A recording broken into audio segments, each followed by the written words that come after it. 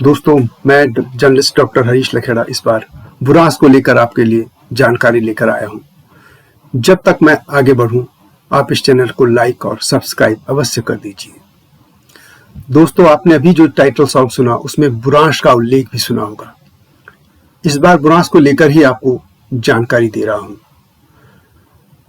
अब उसे लेकर एक प्रचलित लोक कथा जो पूरे हिमालय क्षेत्र में सुनी जाती है वो आपको सुना रहा हूं। आप जानते हैं कि लाल रंग का यह मोहक फूल हिमालय क्षेत्र में पाया जाता है। बुरांस का बॉटनिकल नेम रोडोडेंड्रॉन है। सुंदर फूलों वाला है वृक्ष बुरांस उत्तराखंड का राज्य वृक्ष है और नेपाल का राष्ट्रीय फूल भी बुरांसी है। गर्मियों के दिनों में ऊंची पहाड़ियों पर खुलने वाले बुरांस के लाल फूलों से पहाड़ियां उन दिनों मनमोहक लगती हैं। यह हिमाचल प्रदेश से उत्तराखंड, नेपाल और पूर्वोत्तर के राज्यों में सिक्किम और आगे तक भी मिल जाता है और आमतौर पर मार्च अप्रैल माह में यह फूल खिलता है। बुरांस के फूलों का इस्तेमाल दवाइयों से लेकर शरबत बनाने में भी किया जाता है।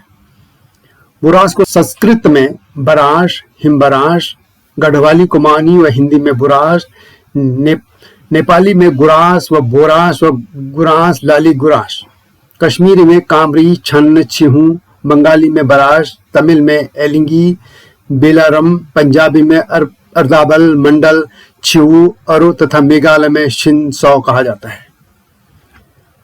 हिमालय का यह फूल विश्व प्रसिद्ध है और हिमालय क्षेत्र में बुरांस से जुड़ी अनेक कहानियां, किंवदंतियां प्रचलित हैं।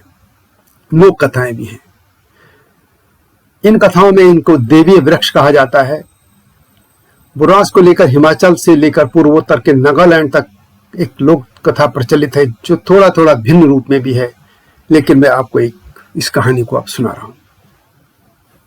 बहुत पुरानी बात है। हिमालय क्षेत्र में एक राजा था। वहां का राजा बहुत ईमानदार, दयालु और सभी प्रकार से अपनी प्रजा का हित चाहने वाला था। वह हमेशा ही प्रयास में रहता था कि उसकी प्रजा अधिक से अधिक सुखी रहे और लोग भी उसे प्यार करते थे। प्रजा में सुख संपत्ति, धन, वैभव सब कुछ था, किंतु वे लोग बहुत कुरूप थे। उनका शरीर हृष्ट पुष्ट और शक्तिशाली था, किंतु चेहरा बड़ा कुरूप और विभत्स था। राजा भी बड़ा साहसी और शक्तिशाली था, परंतु बहुत कुरूप था। राजा चाहता था कि वह अपनी प्रजा समेत इस कुरूपता से मुक्त हो जाए। उसने देवी देवताओं के भी पूजा की, बहुत कुछ किया, लेकिन कुछ समाधान नहीं निकला। राजा ने अपनी और अपने राज्यवासियों की क्रूरता को एक अभिशाप मान लिया था और यथास्थिति को स्वीकार कर लिया था। एक बार राजा शिकार के लिए जंगल में गया और उसके साथ सेनापति और कुछ सेवक भी थे। जंगल में पहुंचने पर उन्होंने घने जंगल में एक जगह डेरा डाला और कुछ देर तक आराम करने के बाद वे फिर अपने घोड़ों में सवार होकर शिकार की तलाश में चल पड़े। अचानक ही वहां तेज हवा चलने लगी और तूफान भी आ गया। तूफान इतना तेज था कि जंगल के कई वृक्ष भी उखड़ गए। चारों ओर अंधेरा छाने लग गया था। ऐसे में सभी आपस में बिछड़ गए। अब राजा अपने राज्य से बहुत दूर आ चुका था और उसका घोड़ा भी उसके पास नहीं था, इसलिए वह रात को कहीं जा भी नहीं सकता था और राजा ने एक चट्टान के पास रात बिताने का फैसला किया। अब तूफान थम चुका था और आसमान में चांद निकल आया था। उस दिन पूर्णिमा की रात थी। राजा को झपकी लगी थी कि अचानक ही एक चीख उसे सुनाई दी और उसकी आंख खुल गई। चूंकि चांदनी रात थी इसलिए जंगल में काफी कुछ दिखाई दे रहा था।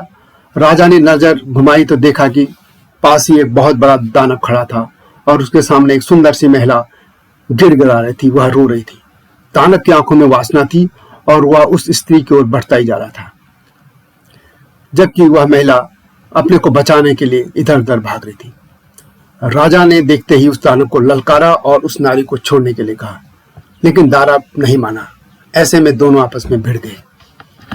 वह सुंदर महिला दूर खड़ी राजा और दुष्ट दानव को लड़ते हुए देख रही थी।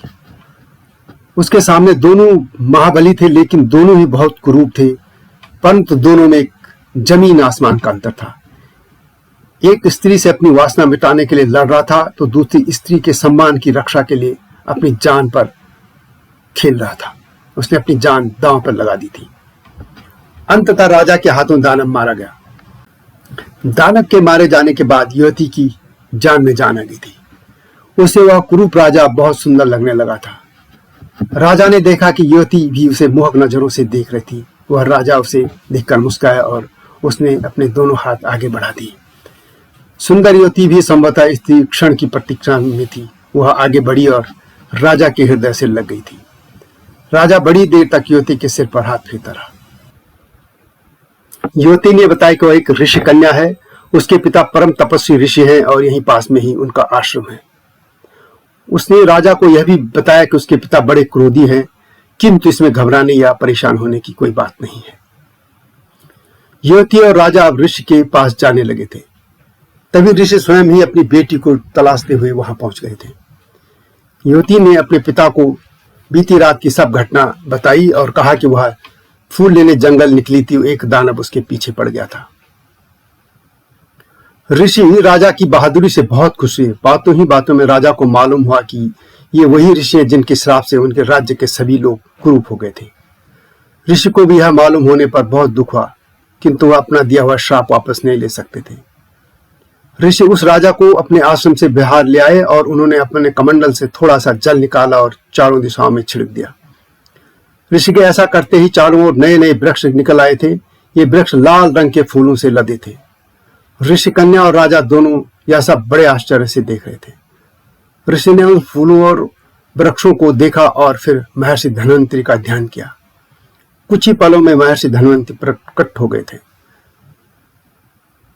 ऋषि ने महर्षि धन्वंतरि से अपने श्राप, राजा और अपनी बेटी के बारे में विस्तार से बताया और उनसे अनुरोध किया कि वह इन फूलों से एक औषधि तैयार करें, जिसके सेवन से व्यक्ति सुंदर और आकर्षक बन जाए और उसे चिर यौवन प्राप्त हो। महर्षि धन्वंतरि एक अलौकिक औषधि तैयार कर सकते थे और उन्होंने ऋषि के आग्रह पर एक औषधि भी तैयार कर ली। इसके बाद उन्होंने राजा से उस औषधि को ग्रहण करने का आग्रह किया। राजा के औषधि ग्रहण करते ही चमत्कार हुआ। देखते देखते वह कुरूप राजा अब देवताओं के समान सुंदर और आभामय हो गया था। महर्षि धन्वंतरि अंतर्धान होने से पहले जो लाल औषधि तैयार की थी उसे राजा को ही दे गए। ऋषि ने भी अपनी कन्या का विवाह राजा से कर दिया था। राजा ऋषि कन्या के साथ अपने राजमहल में आ गए और अगले ही दिन उन्होंने राज्य के सभी लोगों को महर्षि धन्वंतरि की दी दवा खाने को दी थी। इससे उनके राज्य के सभी लोग पहले के समान सुंदर हो गए। कहा जाता है कि उन ऋषि के चमत्कार से उत्पन्न जिन फूलों से महर्षि धन्वंतरि ने सुंदरता और चिर यौवन की औषधि तैयार की थी, वे आगे चलकर बुरांस के नाम से प्रसिद्ध हुए। वास्तव में लोक कथाओं का महत्व यह है कि उनसे एक संदेश जाता है और यह हमें संदेश देता है कि बुरांस के फूलों में बहुत से औषधीय गुण हैं और यह तथ्य अब सामने भी आ चुका है। तो दोस्तों, यह थी हिमालय के बुरांस की कहानी। आपको कैसी लगी अवश्य बताएं और हिमालय लोक चैनल को लाइक और सब्सक्राइब करना न भूलना। और इसका जो टाइटल सॉन्ग है वह मेरा ही लिखा है और इस चैनल में हम पहाड़ औला के नाम से आप उसे देख सकते हैं। आप उसके भी सुनिए और अगली सीरीज का इंतजार कीजिए और तब तक जय हिमालय, जय भारत।